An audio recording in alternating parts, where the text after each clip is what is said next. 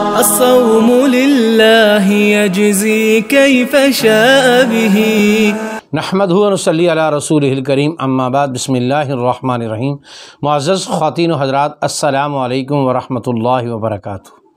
میں آپ کی خدمت میں حاضر ہوں پروگرام سنہری باتوں کے ساتھ، اور آج کی مجلس میں آپ کے سامنے عوام الناس میں عام طور پر بولے جانے والے وہ الفاظ کہ جن کے بعد انسان اسلام سے خارج ہو جاتا ہے اور کفر میں داخل ہو جاتا ہے، وہ کون کون سے ہیں، ان میں سے چند ایک آپ کے سامنے آج کی مجلس میں عرض کروں گا۔ ان میں سے ایک جملہ یہ ہے، اگر اللہ ایسے کاموں سے راضی ہوتا ہے تو ہمیں ایسے کاموں کی ضرورت نہیں۔ مثلا ان کاموں کا تعلق عبادات سے ہو یا حقوق العباد سے ہو۔ ایک آدمی کہتے ہیں جی اگر اللہ ایسے کاموں سے راضی ہوتا ہے تو ہمیں ایسے کاموں کی ضرورت نہیں ہے۔ بھئی جتنے بھی احکامات اللہ نے انسان کو دیے ہیں، اس تمام احکامات میں انسان کے جسمانی اور روحانی فائدے ہیں۔ اللہ تبارک و تعالی تمام احکامات کے فائد سے مستغنی ہے۔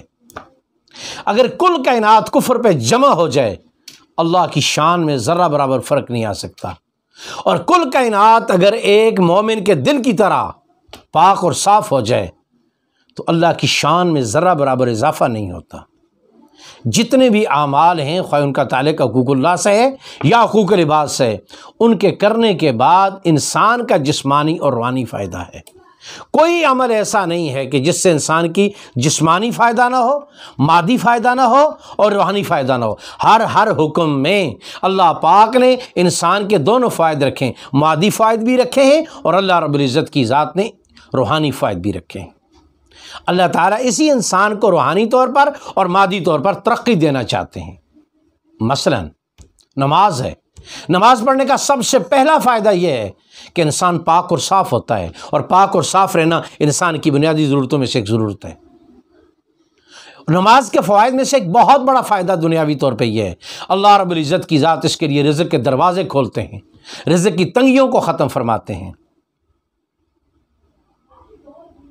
یہ مادی فائدہ ہے۔ اور روحانی فائدہ فرمایا انسان سب سے زیادہ سجدے میں میرے قریب ہوتا ہے، نماز کے ذریعے اللہ کا قرب نصیب ہوتا ہے۔ تو لہٰذا اس لیے کوئی بھی عمل ہے، خواہ وہ حقوق اللہ سے ہے یا حقوق العباد سے ہے، اس کا تعلق انسانی معاشرے سے ہے، اس کے فائدے کا تعلق انسان کے مادے اور روح سے ہے، اللہ کی ذات سے نہیں ہے۔ سمجھنے کی ضرورت ہے۔ ایسے ہی کوئی آدمی یہ کہہ دے جہنم کا وعدہ سچا تھوڑا ہی ہے، یہ تو ایسے ڈرانے کے لیے ہی ہے، وہ تو 70 ماؤں سے بڑھ کر پیار کرتا ہے، وہ کیسے جلائے گا۔ یہ جملہ بہت زیادہ ہے کہ یہ جو جہنم کا اللہ تعالیٰ نے قرآن مجید میں بیان کیا ہے، یہ تو ڈراوے کے لیے۔ اللہ رب العزت کی ذات تو انسان سے 70 گنا ماؤں سے زیادہ پیار کرتے ہیں، وہ تھوڑا ہی ہمیں جلا دے گا۔ اور اس پر من گھڑت واقعات بھی لوگ سناتے ہیں۔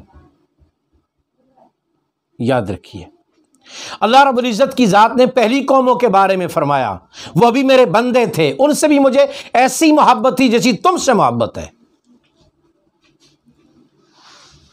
انسان ہونے میں تمام برابر ہیں۔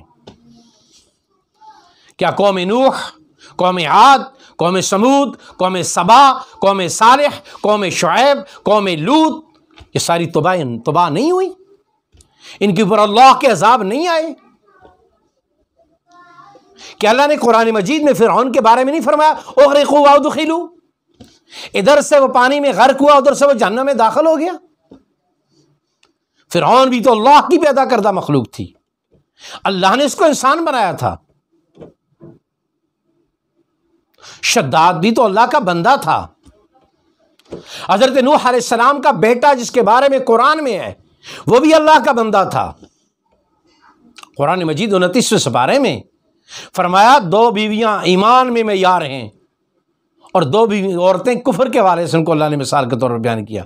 امرات نوح امرات لوط، 2 پیغمبروں کی بیویاں ہیں، غلط راستوں پہ چلیں، اللہ پاک نے قرآن جیسی کتاب میں فرمایا کہ ان کا ٹھکانہ جہنم ہے۔ پہلی ساری قوموں کے واقعات ہمیں اس لیے سنائے کہ ہم عبرت حاصل کریں، ان کے راہوں پہ چلیں گے تو منزل ان والی ہوگی۔ اس لیے یہ کہہ دینا اللہ 70 ماؤں سے زیادہ پیار کرتا ہے، اللہ نے ہمیں تھوڑا ہی جہنم میں ڈالنا ہے، اللہ ان سے بھی 70 ماؤں سے زیادہ پیار کرتا تھا۔ ان کو بھی اللہ نے اپنی بندگی کے لیے پیدا کیا تھا، سرکش ہوئے، اللہ پاک نے ان کی سرکشی کی سزا دی۔ ہم بھی سرکش ہوں گے، اللہ کا ہم سے کوئی رشتہ نہیں ہے۔ لم یلد ولم یولد۔ ہاں، ما یفعل اللہ بعذابکم ان شکرتم وآمنتم۔ اللہ فرماتے ہیں مجھے عذاب دے کے تمہیں خوشی نہیں ہوتی، بشرطے کہ شکر کرنے والے ہوئے اور میرے اوپر یقین کرنے والے ہوئے۔ ہاں، اگر شکر نہیں ہے، میری ذات پر یقین نہیں ہے، تو پھر اللہ تعالیٰ نے ان قوموں کو بھی ذکر کیا ہے جن کو اللہ تعالیٰ نے دنیا میں سر عام تباہ اور برباد کیا۔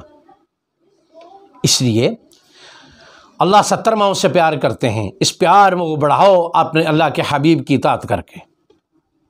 پھر اللہ کی محبتیں تو دیکھو کہ اللہ محبت کیسے کرتے ہیں۔ پھر اللہ ایسے محبت کرتے ہیں کہ وہ مخلوق کے جو انسان کی دشمن ہے، درندے، اللہ انہیں بھی تابع فرما دیں گے اگر ہم اطاعت رسول کریں گے۔ اس لیے محض اس پہ کہ اللہ رب العزت کی ذات غفور الرحیم ہے، وہ قہار اور جبار اور منتقم بھی ہے، وہ قیامت کے دن خود پکاریں گے، لمن الملک اليوم، اور کوئی جواب دینے والا نہیں ہوگا، اللہ خود فرمائیں گے للہ الواحد القہار۔ اس لیے ہمیں جہاں اللہ رب العزت کی ذات کی وہ صفات کہ جو رحمت پہ دلالت کرتی ہیں، اللہ کے وہ صفاتی نام بھی تو ہیں نا جو اللہ کے قہر اور غضب پہ دلالت کرتے ہیں، دونوں چیزیں موجود ہیں۔ اس لیے ہمیں اس خوش فہمی میں نہیں رہنا چاہیے، اعمال کرتے رہنا چاہیے، اللہ سے دعا مانگتے رہنا چاہیے اور اللہ سے ڈرتے رہنا چاہیے۔ اللہ پاک وہ کچھ عطا کر دیں گے جس کی سوچ اور وہم و گمان میں بھی نہیں ہے۔ اللہ ان مسائل کو سمجھ کر عمل کی توفیق نصیب فرمائے۔ السلام علیکم ورحمۃ اللہ وبرکاتہ۔